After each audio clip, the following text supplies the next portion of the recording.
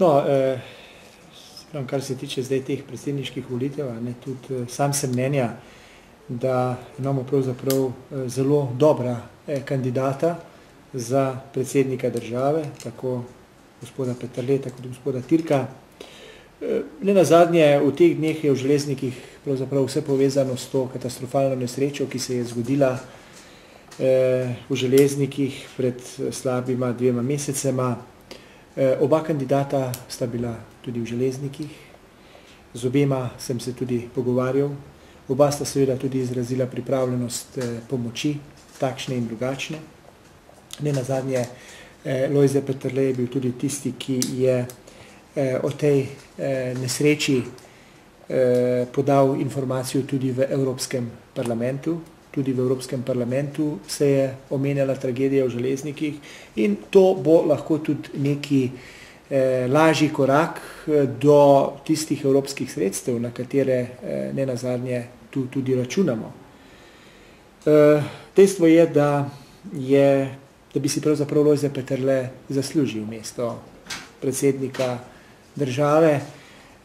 Po 15 letih osamosvojitve, kjer je pravzaprav odigral najbolj aktivno vlogo, mislim, da kar precej drugačno kot gospod Türk, da bi si pa mogoče za nek višek njegove politične kariere ne samo zaslužil, ampak mislim, da bi bil seveda ta prav za predsednika države. Nenazadnje kandidata Peterleta se mi zdi, da je tudi zelo priljubljen v evropskih teh državah, nenazadnje tudi zelo poznan in je verjetno en prvih ljudi v Sloveniji, ki je pravzaprav ponesel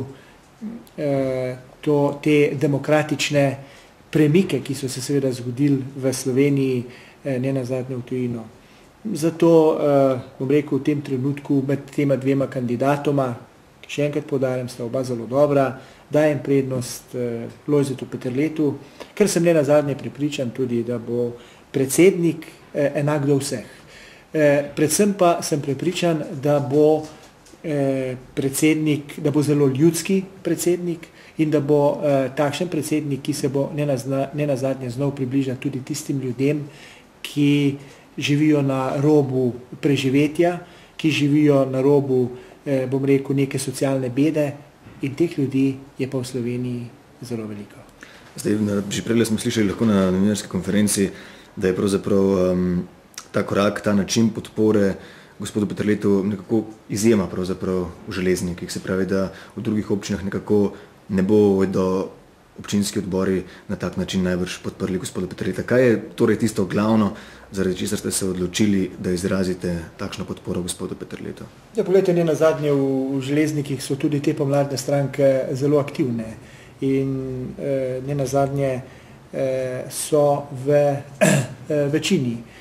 Sploh Ljudska stranka je tista, ki v občinskem svetu izmed 17 svetnikov nekako pokriva kar 6 svetnikov in dejstvo je, usmeritev stranke, Slovenske ljudske stranke je pač ta, da se podpre Lojzeta Peterleta in nenazadnje tudi na občinskem nivoju je treba na tem segmentu nekaj narediti. Ljudska stranka pa delovanje občinskega odbora Ljudske stranke v Železnikih je zelo aktivno, zelo močno in spodobi se, da na tak način s takšno tiskovno konferenco tudi pokažemo, da podpiramo za kandidata Lojzeta Peterleta. Če razumem, pobuda prišla strani Slovenske ljudske stranke v Železnikih? Ja, lejte, to bi jaz v tem trenutku težko rekel, ker so tiskovno konferenco sklicali predsedniki občinskih odborov Ljudske stranke, Nove Slovenije in pa SDS,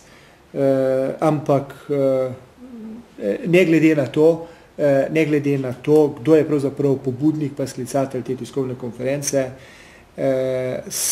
je bil naš predsednik občinskega odbora, gospod Ferlan, seveda takoj za to in to zadevo nenazadnje tudi izpeljal. Kakšna pa je vaša vloga oziroma funkcija pri tej podpori? Podpirate gospoda Peterleta kot poslanec, kot član Slovenske ljudske stranke ali kot župan občine Železniki oziroma vse troje? Ja, poglejte, ne nazadnje v prvi vrsti kot član ljudske stranke, ne nazadnje tudi kot poslanec, kajti, bom rekel, pripadam poslanski skupini ljudske stranke, kjer smo se tudi jasno nekje izjasnili, da pač podpiramo Lojzeta Peterleta. Seveda kot župan pa pravzaprav moram biti čim bolj nevtralen. Dejstvo je, da pričakujem dobro sodelovanje z obema kandidatoma, kdorkoli bo pač izvoljen. Ampak